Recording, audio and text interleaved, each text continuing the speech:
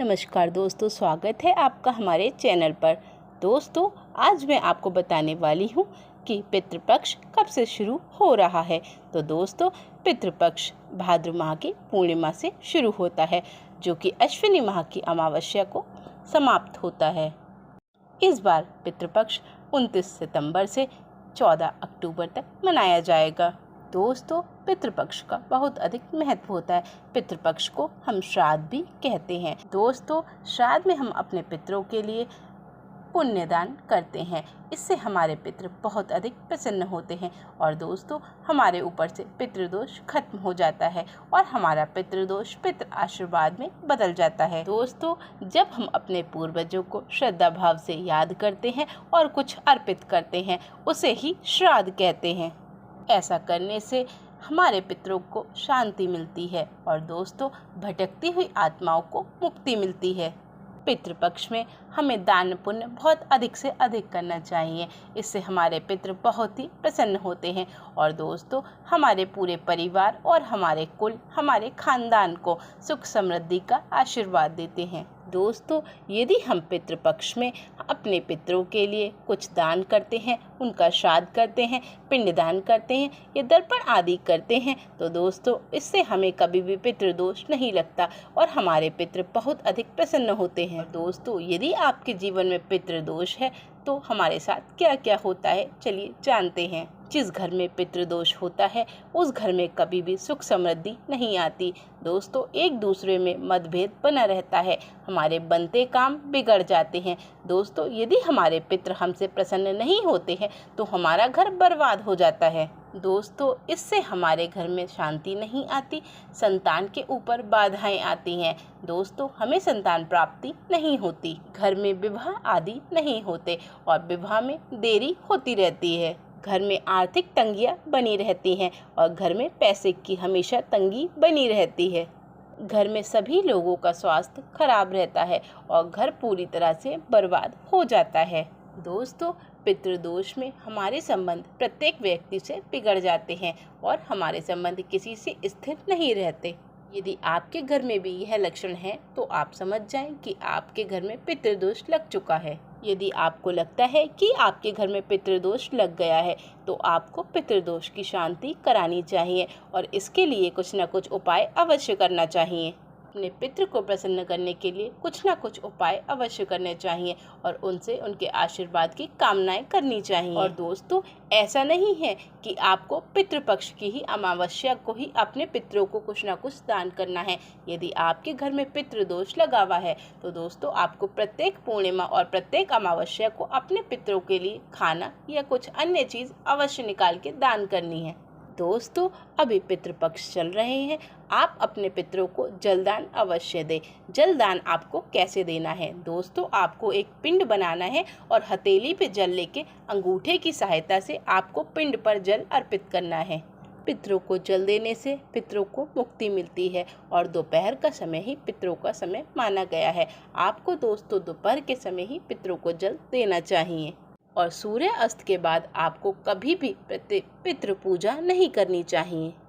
दोस्तों, आपको बता दें कि पितृ कौन होते हैं।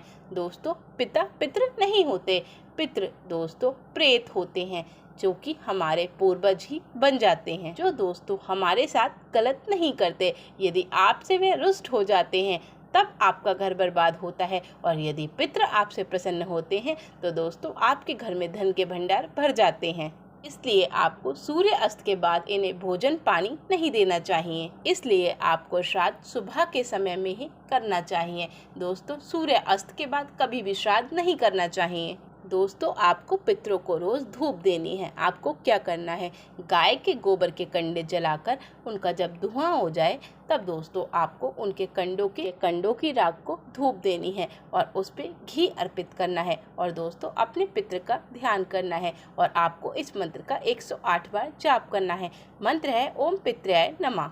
और दोस्तों, उसके बाद आपको अपने पितरों को जलदान देना है। उसके लिए आप चावल का एक छोटा सा पिंड बना ले और हथेली में जल लेकर उसे अंगूठे की सहायता से पिंड के ऊपर अर्पित करें। इसके बाद आपको दान पुण्य करना चाहिए और दोस्तों ब्राह्मणों को भोजन अवश्य कराना चाहिए। इसमें आपको गौ माता के लिए भी दान अवश्य करना चाहिए और दोस्तों जलदान देने के बाद आपको 2 पूड़ी कौवे के लिए भी अवश्य निकालनी चाहिए, क्योंकि दोस्तों कौवों को पितरों का रूप माना गया है। दोस्तों पितृपक्ष के समय में आपको पहली रोटी गाय की और दूसरी रोटी पितरों की बनानी चाहिए। उस पर आपको घी और गुड़ लगा के गौ माता को खिला देनी चाहिए। दोस्तों पितृपक्ष में हमें भगवान विष्णु का पूजन करना चाहिए, क्योंकि दोस्तों पितृपक्ष में विष्णु भगवान की ही पूजा की जाती है। स्वयं भगवान राम ने मर्यादा रखकर पितृपक्ष में भगवान विष्णु की पूजा की थी। भगवान राम ने विष्णु जी की पूजा गया में लक्ष्मण घाट पर करी थी। विष्णु भगवान सृष्टि के एकमात्र वह देवता हैं जो सृष्टि के पालनहार हैं, वही हमारे कर्ता धर्ता हैं। यदि व्यक्ति की अकाल मृत्यु हो जाती है तो उसे मोक्ष की प्राप्ति नहीं होती, तब उसके परिवार वालों को नारायण कराना पड़ता है। नारायण में भगवान विष्णु का पूजन किया जाता है और जिससे व्यक्ति को मोक्ष प्राप्ति होती है। इसलिए इन 16 दिनों में आपको भगवान विष्णु की पूजा अवश्य करनी है। दोस्तों भाद्र माह की पूर्णिमा पे पितृलोक अब पृथ्वी लोक पर आते हैं, जो कि अपने परिवारजनों से मिलने आते हैं और दोस्तों इस समय पृथ्वी लोक पे प्रत्येक जगह पितरों की आत्मा व्याप्त होती है। पितृ अपने परिवार के लोगों से मोक्ष प्राप्ति के लिए जल मांगते हैं। यदि आपके पास कुछ भी ना हो तो दोस्तों आप गंगा जल और तुलसी से पितरों का दान कर सकते हैं। दोस्तों पितृपक्ष की एकादशी का बहुत अधिक महत्व होता है। यदि आप पितृपक्ष की एकादशी पर व्रत करते हैं तो इससे आपके पूर्वजों को वैकुंठ प्राप्त होता है। दोस्तों जो व्यक्ति पितृपक्ष की एकादशी के दिन दक्षिणावर्ती शंख में जल भर के दक्षिण दिशा में मुख करके जलदान करता है, उसके 7 पीढ़ियों तक पितृ मोक्ष की प्राप्ति करते हैं और दोस्तों उनके पितृ उनसे बहुत ही अधिक प्रसन्न रहते हैं और उनके धन के भंडार भरे रहते हैं।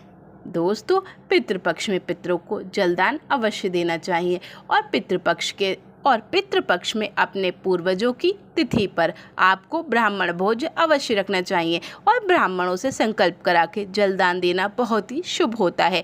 इससे आपके पितरों को मोक्ष की प्राप्ति होती है और आपको प्रत्येक वर्ष पिंडदान अवश्य करना चाहिए। इससे आपके 7 पीढ़ी तक के पितृ मोक्ष को प्राप्त होते हैं। दोस्तों आपको पितृपक्ष में यह उपाय अवश्य करना चाहिए। यदि आप पितृपक्ष में यह उपाय करते हैं तो इससे आपके पितृ बहुत अधिक प्रसन्न होते हैं। दोस्तों आपको प्रातःकाल सूर्य उदय से पहले स्नान कर लेना चाहिए और दोस्तों उसके बाद आपको अपने मंदिर की साफ सफाई अवश्य करनी चाहिए और साफ सफाई करने के बाद आपको सूर्य उदय होने पर दक्षिण दिशा की तरफ मुख कर लोटे में थोड़े से काले तिल डालकर सूर्य देव को अर्घ देना चाहिए। दोस्तों यदि आप पितृपक्ष में इस तरह से जल देते हैं तो आपके पितृ बहुत ही प्रसन्न होते हैं और दोस्तों आपका पितृदोष पितृ आशीर्वाद में बदल जाता है। और दोस्तों यदि आपके पास दक्षिणावर्ती शंख है तो आप उस शंख से ही अर्घ दें। यदि आप उस शंख से अर्घ देते हैं तो इससे आपके पितृ बहुत अधिक प्रसन्न होते हैं। और यदि आपके पास कुशा घास हो तो आप वह ज़रूर अर्पित करें, यह बहुत ही ज़्यादा शुभ होता है। कुशा घास के जल से आप शिव जी का अभिषेक करें, यह पितृपक्ष में बहुत ही ज़्यादा शुभ होता है। दोस्तों आपको जलदान भी हाथ में कुशा घास बांध कर ही करनी चाहिए। आपको अपनी अनामिका उंगली में कुशा घास बांध लेनी चाहिए और दोस्तों उसके पश्चात ही आपको जलदान करना चाहिए। यदि आप कुशा घास पहनकर जलदान करते हैं तो इससे आपके पितृ बहुत ही खुश होते हैं। दोस्तों यदि आपके पास दक्षिणावर्ती शंख है तो इससे आपको अपने भगवान विष्णु का स्नान कराना चाहिए। आपको दोस्तों उसमें जल और काले तिल डालकर भगवान विष्णु का स्नान कराना चाहिए और आपको मंत्र बोलना चाहिए, ओम नमो भगवते वासुदेवाय नमः। यदि आप मेरे बताए यह उपाय करते हैं तो दोस्तों आपका बड़ा से बड़ा पितृदोष समाप्त हो जाएगा और आपका पितृदोष पितृ आशीर्वाद में बदल जाएगा। यदि आप दक्षिणावर्ती शंख से अपने पितरों को जल अर्पित करते हैं और आप स्वयं स्नान करते हैं तो दोस्तों आपको इससे संपूर्ण तीर्थों में स्नान का फल प्राप्त होता है। जिस घर में दक्षिणावर्ती शंख होता है उस घर में भगवान विष्णु और माता लक्ष्मी वास करते हैं। तो दोस्तों आज के लिए बस इतना ही। धन्यवाद।